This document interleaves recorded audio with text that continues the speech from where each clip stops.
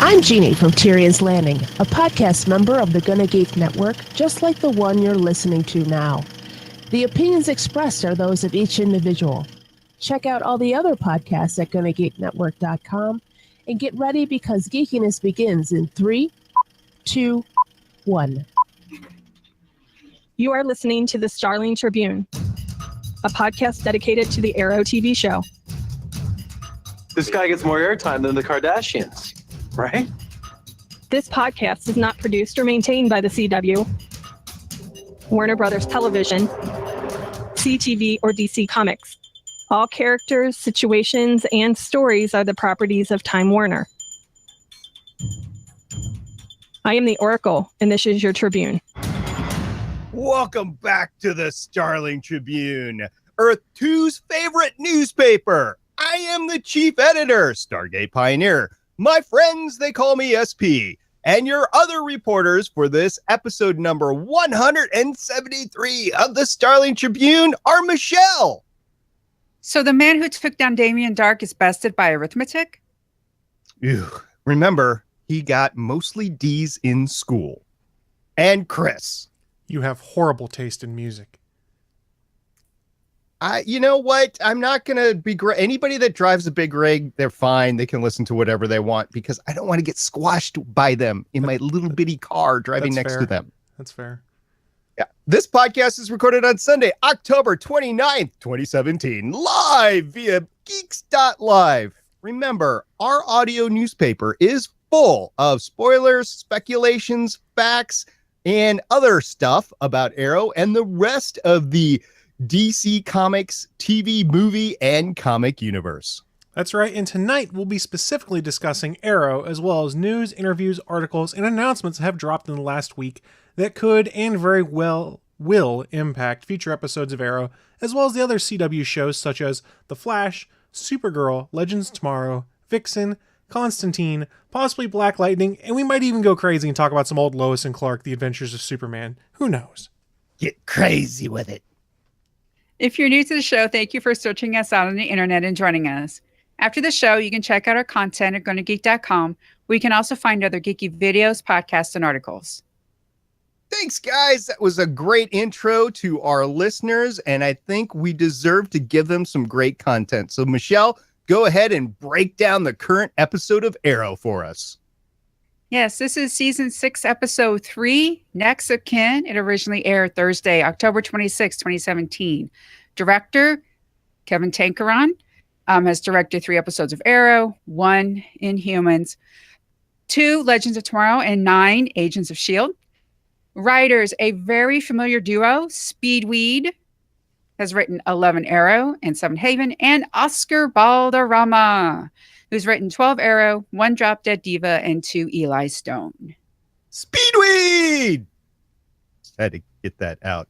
Yay! So, yeah, these 3 on the creative team and the direction team, awesome, very experienced, and I would expect this episode to reflect their talents, and I think it did. But before we talk about that, let's talk about how Arrow slid into the ratings numbers for the week.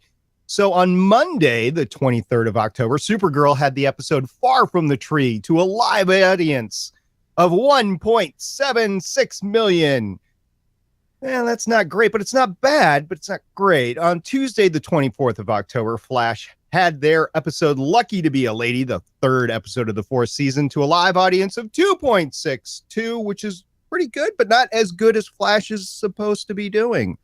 And then right after Flash, on the 24th of October, Legends of Tomorrow with the episode Zari came in with a live audience of 1.43, which I believe might be close to a series low. I'm going to have to check on that a little bit later. And yeah, so you think with Legends of Tomorrow having such a low rating, Chris, do you think that Arrow did better or worse? Worse. Michelle. Yeah, did worse. Oh, and it sucks because Arrow came in with a live rating of 1.34 with the episode of Next of Kin on the 26th of October. Oh, we need to get these ratings up. I don't know. What do you think I should do? Should I do a striptease in the podcast here? And that you think that would be bring more audience to the live episode of Arrow? Yes, most definitely. Let's try it right now. Let me add a few other sites we'll stream to in the meantime. Then. Just remember, I get 50% of any of that coming in. Oh, no problem. You can have 50%. Yeah, 50% of nothing is still nothing. Exactly. Welcome to the GonnaGeek.com network. All right, since we went over the ratings, I think it's time to talk about the overall theme for Next of Kin. Yeah. I've watched the episode twice, and I'm going to take a stab in the dark. This is going to be my stab in the dark. Next of Kin. The only thing I can think of is Oliver handing the mantle of Green Arrow officially over to Diggle. SP, do you have a different idea of what the title could be? Next of Kin, I would think, would be a combination of Oliver's son, William, and it was actually mentioned in this episode of Diggle's family as well, that Diggle is putting himself on his life on the line with a family. So I think there's a little bit of Next of Kin, but honestly, it didn't seem like the central theme of the episode. It seemed like I'm reaching for the title here. Well, to me, it was everything Oliver's doing right now is for his next of kin. And if you could argue Diggle is also his next of kin when it comes to being the Green Arrow. I mean, he's had his back since day one, so next man in the family's up to be the big daddy of the family, aka the Green Arrow.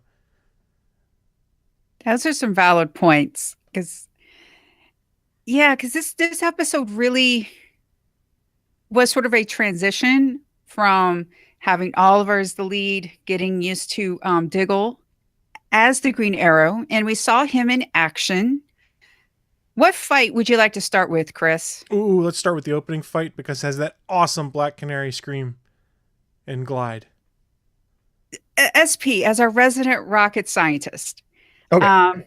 So you've got Diggle jumps, and then like Canary does that thing, cries and pushes. Feasible? Okay. Like, so all flight is based on air pressure, right? And you're dealing with the speed. The wings are actually cantered so that the speed of the air over the wing leads to less air pressure than the speed of the air pressure under the wing. So it creates lift because it creates a less pressure on the top and more pressure on the bottom. So that's inherently how flight takes place. Now, the same effect does so with fixed wings as with helicopters. With helicopters, it's just a air pressure which is above and below the helicopter blades, which are effectively wings. So that happens. Now, I'm a definite believer that the Bernoulli principle, which keeps those helicopters up, the same Bernoulli principle that keeps airplanes up, is going to fail someday. At some point in time, somebody's going to create an extra constant that goes into the helicopter Bernoulli equation, and it's going to cause all the helicopters to fall out of the sky. I'm a firm believer in that. Yes, science, go figure. Now, with this particular scene where you have Diggle dropping down like a rock, and with is that the Canary, a GMC plug right there, so you can get a new car? Yeah, are we crossing okay, the stream here? So Diggle is dropping like a 1/25th weight of the 2018 GMC Sierra 4x4 Z71 6-passenger crew cab. Okay. So he's dropping like that, and then the Canary gives her scream, and the air pressure of the scream through the air is creating a more of a pressure on the side that the Canary is screaming from, which is less of pressure than the other side, enabling the lift to happen to push Diggle towards the building and into the windshield of the car. And let's not talk about the fact that he probably should have broken a few ribs, maybe a few other bones in his body due to that collision. But okay, it is possible that a scream that is powerful enough could push him several hundred yards, and especially if he's got no resistance other than gravity to push him over there. It sure looked cool. Let's just put it that way. I like Chris's explanation better. I mean, in all honesty, that was my favorite thing there. I was like, what are they going to do here? And then when it happened, I went, oh, expletive. and leaned back in my chair as Diggle went flying across. I was like, that's really cool. I like that they're doing something new, because he can't use like the Arrow version of Batman's rappel gun because he's not shooting arrows. And I didn't figure he'd be able to shoot arrows this week because of his nerve condition, which we'll touch on later, I'm sure. So it fit in with my head for how are they going to do things when he can't do the same kind of stuff that Oliver does. I was like, this is really cool. More meta stuff. Yeah. It was cool. And it looks like Diggle has everything under control. But then Onyx comes along, the bad guy of the week, and is stealing some nerve gas. And then we have that scene where Chris's quote comes with the horrible music. One of the funniest things that I've seen in a really long time is Diggle in that cab with with him driving. He's just sitting there, and it's wonderful. But then they get attacked, and this brings us to our next big set piece. SP, what did you think of Diggle in that second fight?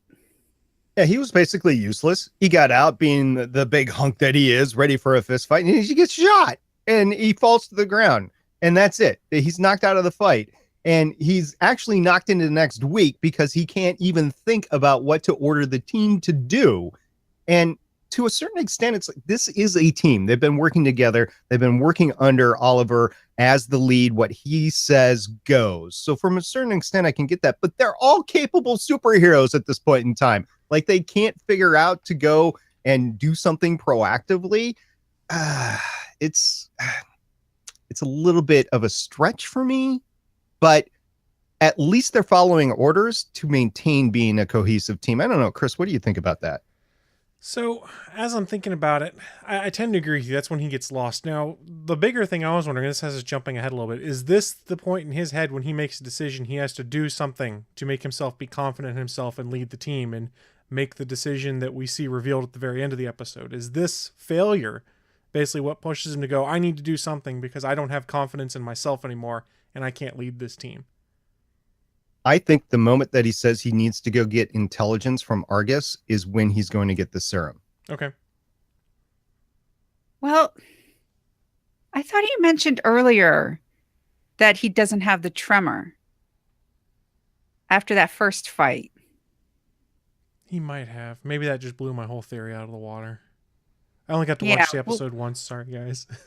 Yeah, we'll talk a little bit, but for some reason, we'll talk about Diggle a little bit. But he does freeze, and Onyx gets away, and there's the truck goes boom. But Diggle gets it back together. And let's talk about this last fight, because I live tweet this, and every single one of us, when we saw this slow-mo jump, look, this had no relevance to plot or strategy. This is just something that they did to look really cool, and it looked really cool. You have the team jumping into that lobby of the hotel in slow-mo, and what got me is they dive slow-mo and then they met up together as a team in the lobby. But then what other stuff happened that you liked, Chris, in that last big fight? I liked making fun of the goofy glasses. Are these goofy glasses going to do anything? And I was like, okay. It kind of makes up for the fact that, yeah, they look a little ridiculous when you put them on. Let's go down to the local souvenir shop and let's take 5 sunglasses off the shelves and let's just put them in everybody's pockets, and that's what's going on. Yeah, Exactly. It was a little cheesy. Actually, a little cheesy. I love Diggle's fight with Onyx in this one, though. It felt very much like something out of like the Bourne Identity, with the close-in camera, shaky cam, putting fists through windows, having a fixed point, and just close quarters combat. And you actually felt it with the way they filmed it. I really enjoyed that, and it was different than something they've done in Arrow for a while. So that was cool in my book. I love the fight with Onyx and Diggle right outside the limo. That was awesome. I think that's what you're talking about with this fixed point there. Exactly. It was just awesome. And I don't even care if it was CGI'd in the fight that was on the other side of the windows. As the windows broke, it was just, it brought the fight into the car. And then eventually they did actually come into the limo. It was one of the better fights of the episode, and definitely in the season here, guys. And in the summer, I was saying, I know this is only episode 3, but in the summer, I was saying we got to get better fights this year, because that is why I like this show. That is why a lot of people like this show, that and Felicity, which we'll get to later, is to actually see those street fights. And I think we're getting it this year, and it's awesome. And I just hope the ratings start to reflect what we're being given, because we're being given a lot of work, and what these actors and stunt people and fight choreographers are doing is awesome this year. Yeah, I don't think the ratings are reflecting the quality of the show we have right now. And I think part of what we're seeing is the growing pains, or the pains, from shifting to Thursday night. And I don't believe there was Thursday night football this week. So it's just a crowded Thursday night time slot they're competing against things in. And I think if they keep putting on a good show and things like that, they get the social media buzz, people watching the app and things like that. The live ratings become less important. They start looking more like the Live Plus 7, and they look at their own metrics internally for how it's performing on the app. I think that's what's going to determine success this season. The problem is, we as viewers, we as podcasters, we have no idea what those internal metrics look like for the app. Exactly. Well, it is interesting, though. CW does pay attention to that, especially to the next flick views, because Riverdale got binged over the summer, and the ratings for Riverdale are even better than they were the first season. So, you're right, Chris. There is hope. It just isn't that live view anymore. So, since we've been talking about Diggle a lot, let's go ahead and talk about his performance. He's now leading the team, and one of my favorite scenes in the episode is when Oliver comes down and has to give him that brother to brother pep talk, because Diggle, for some reason, blows it. For me, I don't really like the fact that he blew it. I mean, this is the 5th year. We're 5 years. This is the 6th season, so he's got 5 years under his belt. So I'm not really too sure. But that scene where Oliver calls back to season 1, where he's like, "You're the one that saw me more than just a guy with a list." To me, that's been like one of the best scenes that we've gotten between those two in a while. I agree with you, and I honestly think they used just the plot sacrifice to make it so it would happen. About Diggle screws up when he'd have Oliver come in for the pep talk, because it's really the only way to make it so that an Oliver who's retired from the gig will be back in the Arrow Cave, or the Quiver, or whatever we decide to go with as our terminology for it. So while it was a little clunky, I like the payoff that we got, because like you said, this is one of the best Oliver and Dig scenes we've had in a while. Was really a good scene, but it got me thinking, what exactly is Oliver Queen's role going to be this entire year? Like, I've said it last week, and I've said it before, once we get to the crossover, you're going to see Oliver Queen in the Green Arrow suit, because that's just what it's going to be to the other shows, unless they really are making a change and John Diggle is in the suit instead. And then John Diggle has to interact with Flash and Supergirl and the Legends team. That would be interesting for him to lead the Team Arrow into that. But I just don't see it. I see Oliver Queen as doing it. Stay tuned for the news. We might have an article that deals with that aspect of things. Tease. Maybe. So at the end of the episode, we see somebody in the back alley, and we see a briefcase, and it's open, and there's vials, and we see that Diggle is injecting himself with something. So I'm going to pose this question to you guys. 1, what do we think it is? And 2, are we getting the infamous take on the Speedy as a drug addict storyline? Me first. So what happened was Diggle actually used his connections in Hollywood to get in touch with Carl Urban, and in his Bones capacity, Star Trek Dr. McCoy, he gives a hypo spray that is meant to fix him, and at least temporarily. So that is the money that is being transferred to Dr. McCoy so he can do something that is being done once he travels back in time, kind of like Star Trek 4. So this is setting up the new reboot Star Trek 4. Okay, we'll go with that. Okay. So, and what I think is in regards to the Speedy as a drug addict arc from the comics, this is sort of as close as you're going to get, but I think they're going to be more like what they did with Thea was in the role, is hint at the drug use and things like that she had in the past and never explicitly show anything and get too in depth on it. Same thing that the Iron Man movies and Marvel do with touching on Demon in a Bottle. They don't actually do the Demon in a Bottle story, but they kind of point out a lot of the things that were in there about Tony Stark's an alcoholic. Tony Stark might be out of control. So you got some of that with Thea when they did like the flashbacks to her high school days and things like that, where she had the drug problems. So I don't think that's what they're going for here, but I think they want you to think about that and get that reference. And in regards to what the drug is, at first there was a part of me was going, ooh, I wonder if this is some variant of Mirakuru, just as kind of a tie back to season 2. And as I thought about it, I went, nah, that doesn't seem like what they do. My guess is this is something that Richard Dragon or whatever has put together that's coming through his organization, and that's how we get him tied into everything eventually. One of my problems is maybe like your guys' input is to me, seeing Diggle from season 1 into now, I just seem, for me, this is like out of character. You know, would he actually feel the pressure like this? I mean, but he... Yes, I actually do. I think they're setting this up pretty well. I know it's kind of a little bit of a stretch, but once you make that jump, it becomes a lot easier to believe what Diggle is doing. See, Diggle feels a lot of responsibility to Team Arrow. He feels a lot of responsibility to Star City. And the way to serve Star City here is to take over for Oliver, because he knows Oliver is trapped. Oliver cannot be the Green Arrow with the FBI investigation ongoing.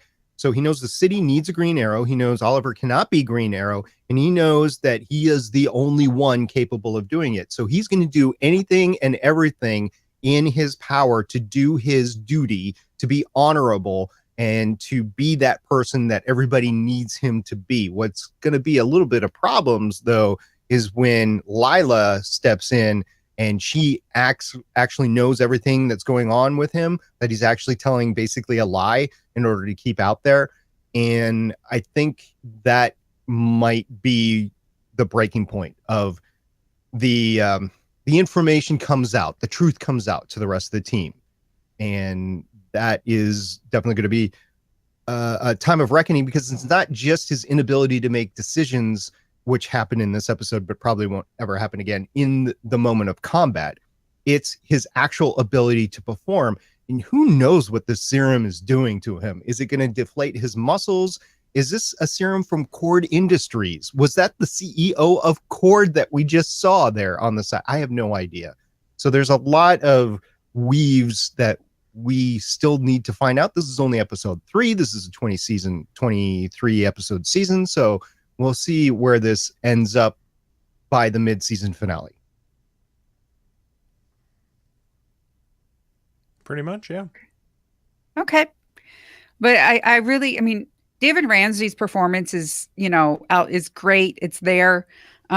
He's making me believe it. So it's one of those things that I hope the writers take the time and do this arc justice. They need to do right by Diggle, because if you look at things throughout the arc of this show, Diggle's the one that's always not quite the same between season to season. They write him a little differently depending on what the needs are of the team. Yeah. And a person that Diggle is becoming close to in a friend way only is Dinah.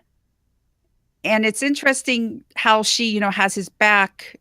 She tells everyone to move on from his mistake. She's becoming his confidant.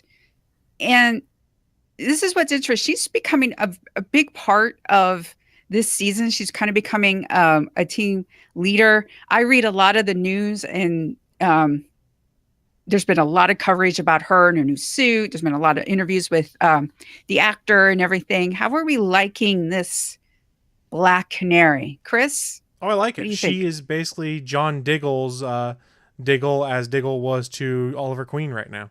She's his number two. She's his confidant. She's the one that he talks things through and kind of relies on for either a pat on the back or more of a kick in the butt when he's not getting things done. And she kind of does both in this episode. I think if she had been around since season 1, she would be the Green Arrow right now instead of Diggle. I know it doesn't make a lot of sense because she's actually a canary. She has the canary cry, but I think she could actually lead the team. And I think she's showing that she can right now, but you're absolutely right, Chris. Right now, she's a perfect number 2. Yeah, I'm liking it.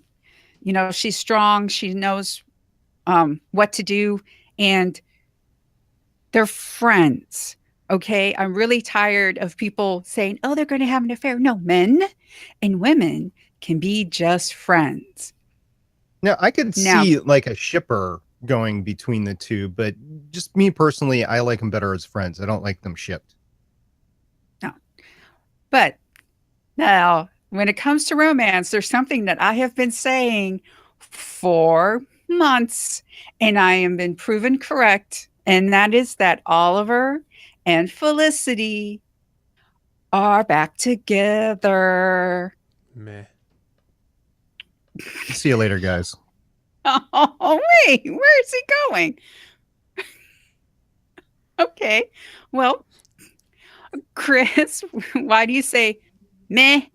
The weakest this show got was after they got rid of the will they, won't they kind of thing and put them together. And then it just didn't work the first time around. And maybe you can say the characters have matured and things like that, but the whole Olisty thing is such a high voltage thing to touch on if you go and look at the fandom, because it's just divided. There's no common opinion. Half the people hate the idea, half the people love it. And it's why some places on like the Arrow fandom are just toxic because of their complete and utter dislike for it, and other people who feel it's the greatest thing ever and love that it's kind of getting forced back on us again. And I just kind of wish they'd let the characters move on. They hinted at it before, and then to have them drift back together, I was like, okay, we're just kind of stepping back to what got you your great ratings originally was the whole will they, won't they thing and caused a lot of intrigue. It feels almost like we're reaching to try and go back to that to try and solve the ratings issues in part. Okay. I got it. Okay. So let's put ourselves in the seats of the showrunner. So Winnie Miracle, Mark Guggenheim, Phil Klemmer, let's put ourselves in their shoes. And you have to do something with this show. You might only have 1 year left. You might only have the season 6. Where do you want to be at the end of season 6? You want to have Oliver have a happily ever after ending with somebody. Not saying it has to be Olisty, but somebody. And you've got his old flame, which has turned into an evil person. So what do? Do you bring in somebody new, or do you rekindle that relationship with Felicity? You rekindle the relationship with Felicity, because there's really no time to have him build a relationship with anybody else. And this is one of the reasons why I've been saying, and I figured that they were already together prior to the episode 1. I was right, because at the end of the show, Oliver gives Felicity a key to his apartment. And I mean, watching her tutor William, that was supposed to, like, if you were like, maybe they were, maybe they weren't, in that moment, it basically said, the writers were like, they are together. And that's it. I don't know about that. I know that William needed to be tutored. And I know Felicity, I was going to say Olisty. Felicity needed to come in and create that bond moment with William. So I think that's the start of it. But I don't think this was the writer saying they are together, unless they're just tipping us off and saying, yeah, this is what it's going to be for the rest of the year, folks. Deal with it. Oh, come on. Like, they don't have Khan Academy in the Arrowverse, right? I mean, come on. There are different ways to get tutoring in such. Oliver is a big trusting guy, so he likes the personal touch. He doesn't like, I mean, he even brought back Reza. That's not, he could have had anybody in there. Right. He could have had Curtis tutor, right? He instead of having, because you got to realize on the tech side, Felicity is the captain, Curtis is the co-captain. And so he's like, you know what? Let me ask the captain of the tech team to tutor my kid instead of Curtis. It would have been just as logical to have Curtis, right? And I don't know, because he doesn't really know about Curtis's academic prowess yet. I mean, he kind of knows he's a geek, but he doesn't know he's a blow it out of the water A student. You look at their qualifications, you could have asked either of them. You look at what they're trying to get people pushed towards. It's going to be Felicity. And honestly, it would make more sense for her to be the one that tutors William, because she's known Oliver for longest. He's always said she's super smart and things like that, and always been there to help with the smarter aspect of things. So that seems kind of a given that that's who he would think of for help. I'm just glad that it's settled, that Oliver and Felicity are definitely together. We don't have to have the will they or they won't they. I'm glad that they sort of did it this early in the season. So this way the writers can just be like, you know what, fans, this is the way it's going to go. And either you like it or you don't. They're down to having 1.3 million people watch every week. A big chunk of us who watch live, they're Felicity fans. I live tweet. I see the hashtag all the time. I don't have anything against it. Those two have chemistry, and I think it's just done. I think let's just accept it and move forward with it. Well, it's Arrow, so really anything can happen. Just prepare yourself for that. The Felicity might not last till the end of the season. However, if I was the showrunner, that's where I would take it. I would take it to the happily ever after ending for Oliver Queen. Yeah, it looks like that's the route they're going if you look at some of the spoiler photos that leaked out, and that's about all I'm going to say on that. Yes. So, any other thoughts about the episode? Anything we missed? SP? I think you got to go back to Renee, and he's a hothead, but he's a well-meaning hothead, because he sees something that needs to be done, and he goes to the big hoss, Oliver, and he says, look, Diggle ain't cutting it. We need you back. Now, Oliver comes in and he handles it differently than Renee would have wanted him to handle it, but at least he's bringing forward stuff. If you want to say he squealed, okay, fine, but I think it's a legitimate concern. I mean, if I was putting my life on the line and I saw that sort of incompetence out in action, I'd be like, okay, what just happened? And I'd have a few conversations when I got back. So I think it's a positive for Renee to have done this, but at the same time, he needs to learn his place. I think he should have talked to John before he really went and talked to Oliver. I mean, it seemed like he kind of kneecapped him. That's fair enough. I mean, Oliver made a point of being like, Dig's in charge. Dig is me now. Dig's running things. And the first time something goes wrong, you go and run to the old captain. That would rub me the wrong way a little bit. Now, granted, I'm pretty sure, and Diggle pretty much says he knew it was going to happen. I mean, when Oliver comes to talk to me, he goes, oh, Renee came to talk to you, huh? So he's got a read on how his people are going to react. And I don't know. I mean, I don't think it's going to happen again. I think they've kind of made their peace in regards to things like that. But me personally, it rubbed me the wrong way. Okay.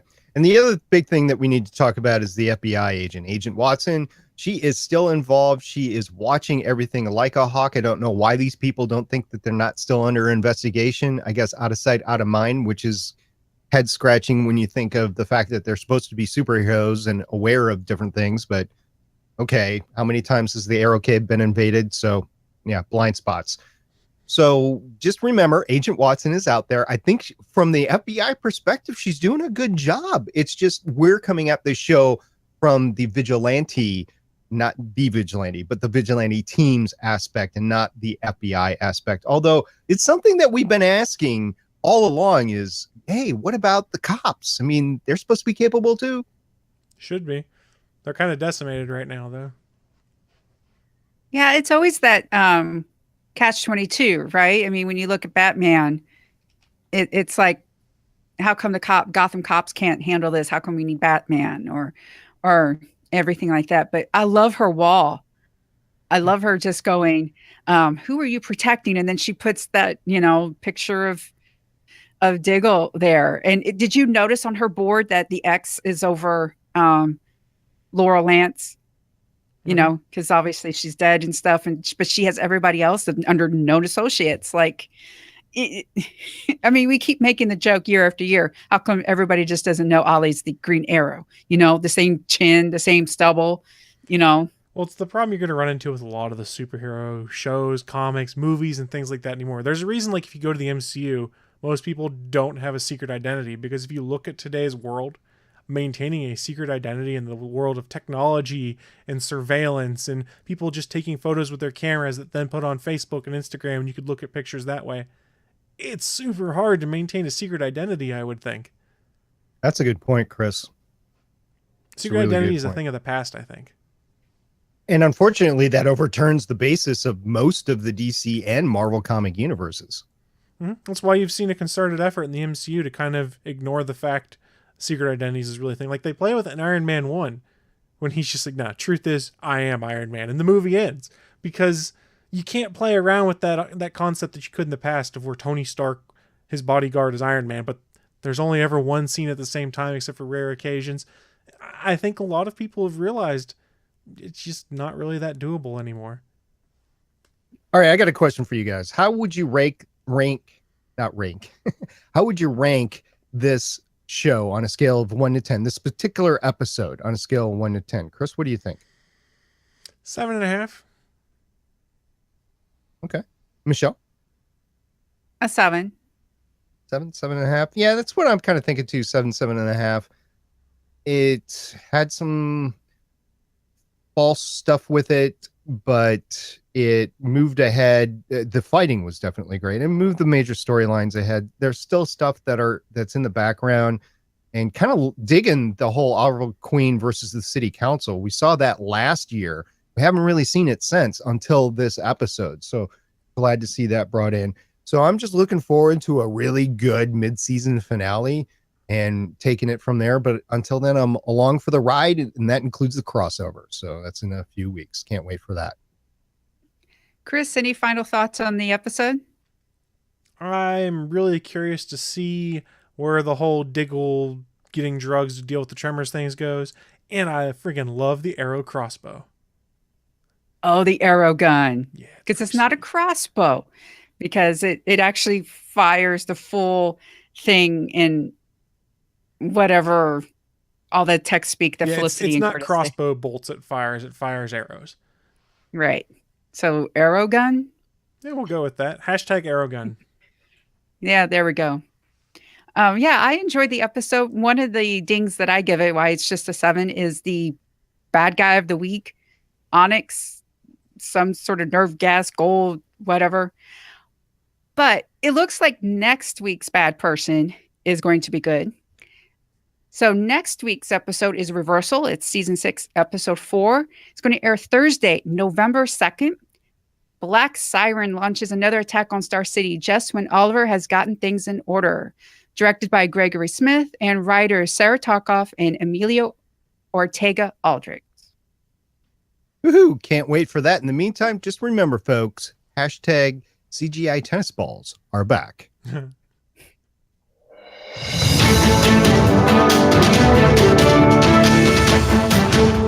Live from the Star City Tribune. No, wait a minute. Starling Tribune. Yeah, I keep forgetting what Earth we're on. We're on Earth 2, right? So it's the Starling Tribune news desk on floor 52.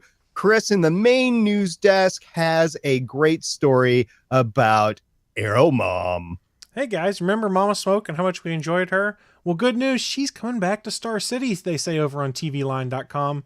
Charlotte Ross will reprise her role as Felicity Smoke's mother during a season 6 episode. Further details about that guest spot still unavailable, but we know it's probably going to be sometime in the relatively near time. So hey, that should be fun, and at the very least, it should lead to some hilarity and awkward interactions with Quentin Lance. Mama Smoke's back. Or Mama Smoke's coming back. Awesome. So Michelle, you actually have another story about other people returning.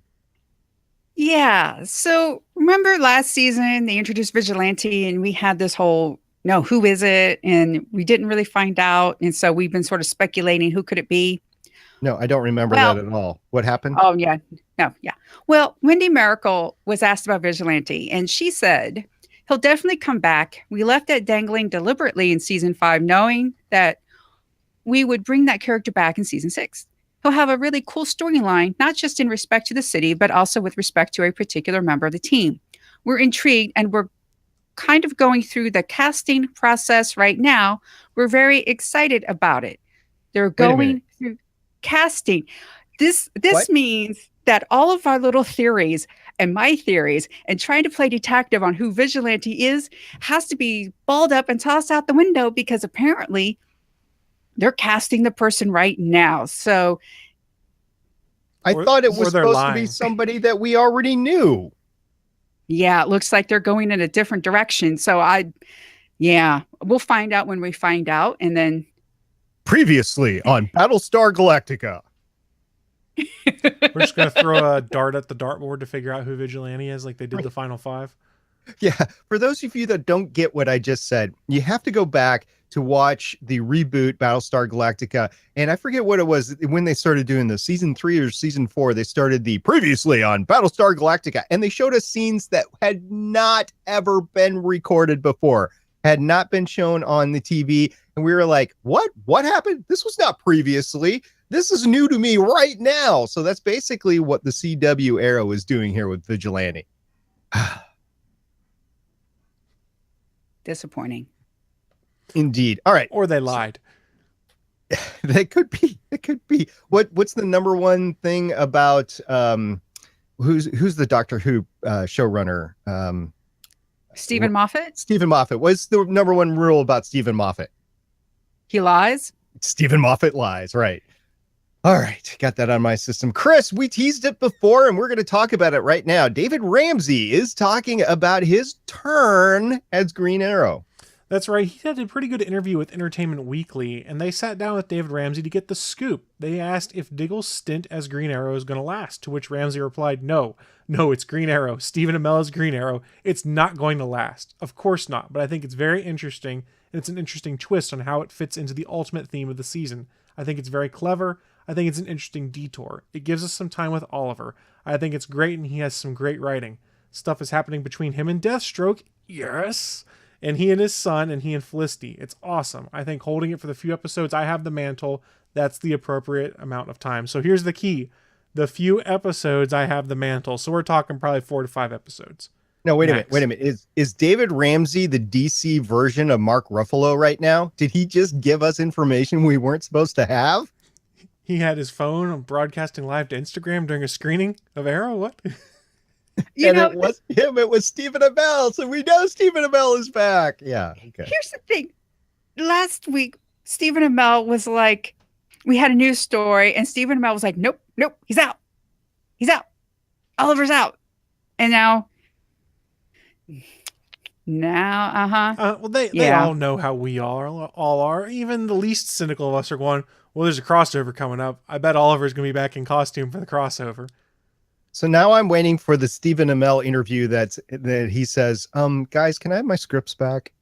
I like it. Yeah, it's kind of like the thing, like, how long is Barry going to be in the Speed Force?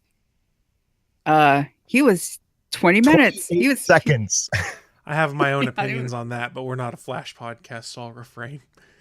Oh, we can talk about it. That's fine. I'm okay. I haven't seen this week's episode of Flash, but if you want to talk about the Flash coming back in episode 1, that is fair game as far as I'm concerned. Wally West is criminally underused, and they could have done so much more with it and built it up so that at least you get an episode, or at least don't bring it back until the very end of the episode. Let Wally be the Flash. If you've ever read the Flash comic books, Wally West's big arc is he starts as Barry's sidekick. Barry sacrifices himself. He goes into the Speed Force, and then Wally picks up the mantle and has to be the Flash, has to learn how to grow into the role, how to be him. And it is one of my favorite character arcs in all of comics. And to have them be like, oh, Barry's gone for 20 minutes and Kid Flash is on the periphery of things. And then even once Barry's back, Kid Flash is still on the periphery of things and conveniently gets knocked out whenever it's not convenient for storyline purposes. It's really frustrating.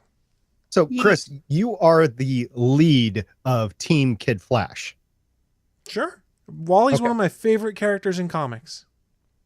Yeah, it was really disappointing, this week's episode, because, Wally was the Flash for 5 months, and the way they treated him in this week's episode was a crime and poor writing. It really was. So there's an interesting article I saw floating around. I didn't grab it for the news, but I wanted to mention it real quick. Was that, hey, what do we do with Wally? Send Wally to Legends of Tomorrow. And I went, ooh, that could be really fun. Because remember, Victor Garber's leaving.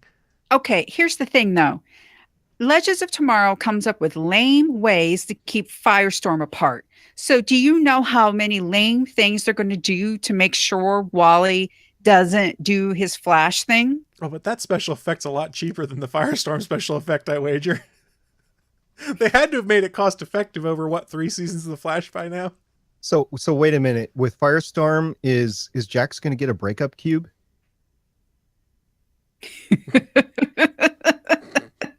Thus me giving away the fact that I watched the first 5 minutes of this week's Flash episode. That was...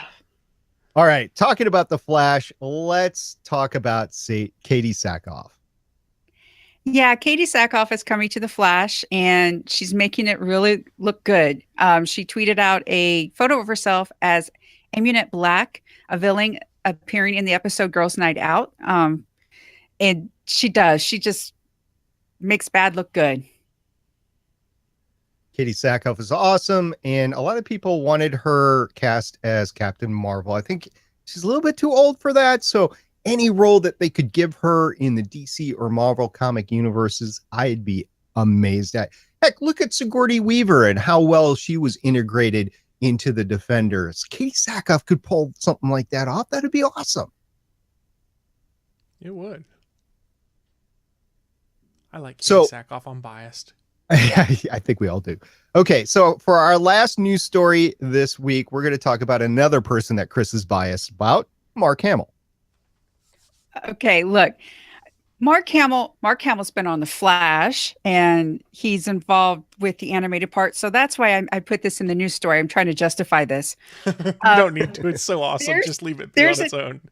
There is an animated short, and Mark Hamill is himself, and he's being kidnapped by the Joker, who he voices, and the Trickster, who he voices, and they come up upon the Swamp Thing, who he voices. So it's this amazing little short, and it's hilarious, and it's funny, and it ends with the Joker saying, "What's a voice actor?" It's like 2 minutes of just a smile. Just go watch it. At any point in time, does he say, "I'm scared now"? I don't think so. All right. I think so.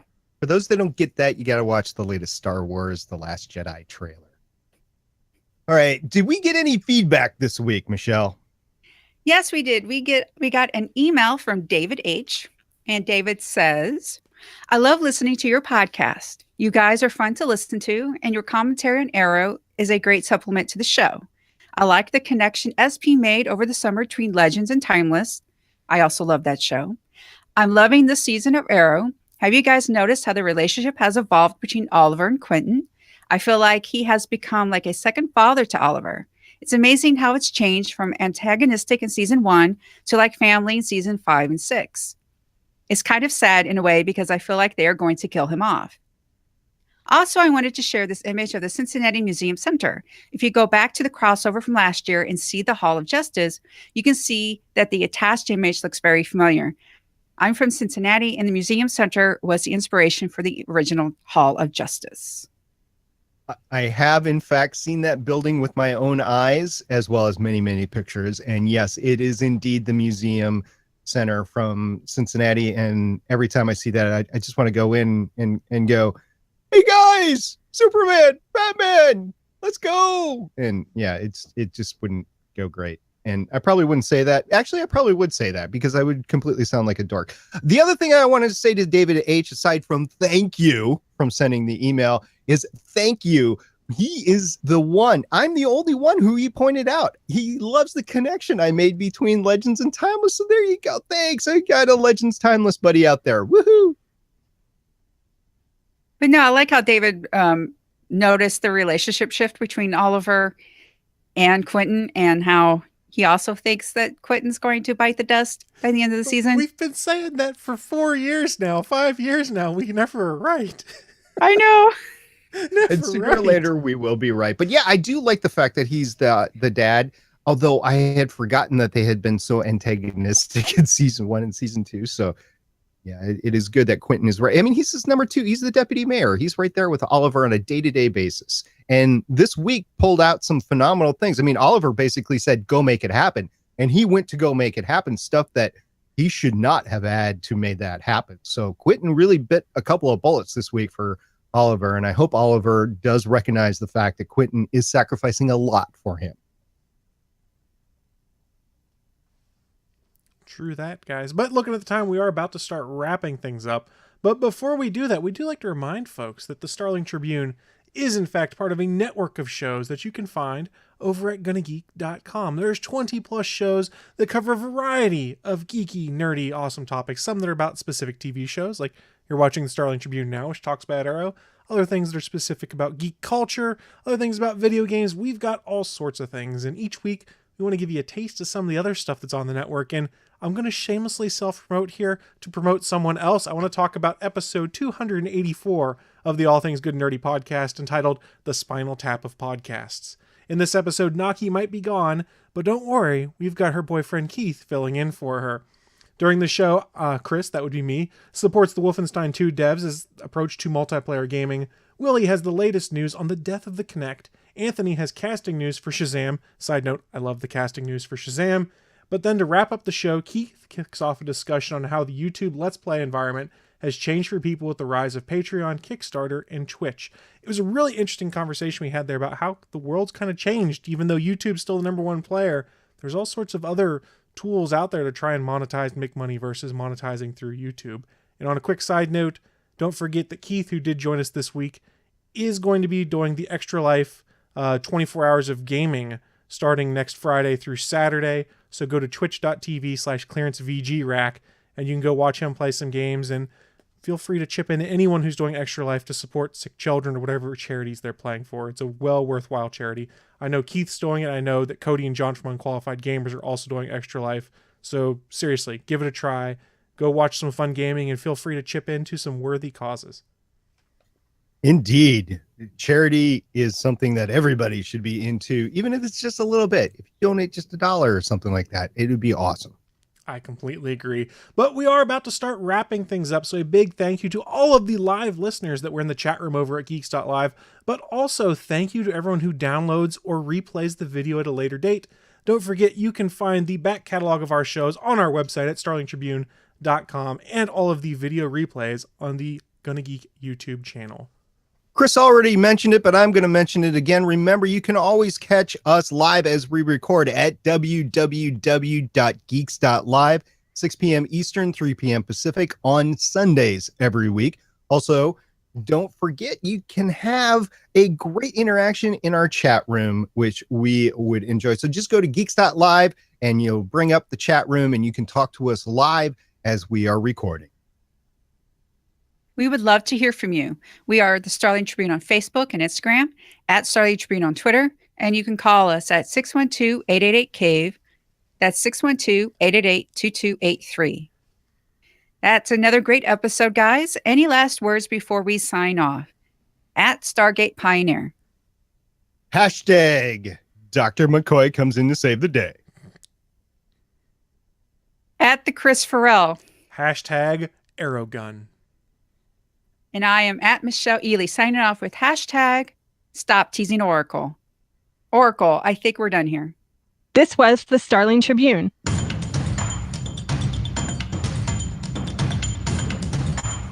You can leave us feedback at gonnageek.com or check out our archive at starlingtribune.com. Visit gonnageek.com for more podcasts. Music by Kevin MacLeod can be found at incompetech.com. This podcast is not produced or maintained by the CW, Warner Brothers Television, CTV, or DC Comics. All characters, stories, and situations are the property of Time Warner. No infringement is intended. We will see you for the next episode of CW's Arrow.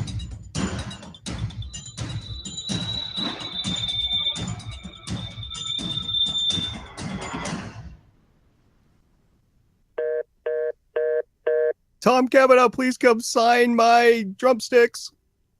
Bye, guys.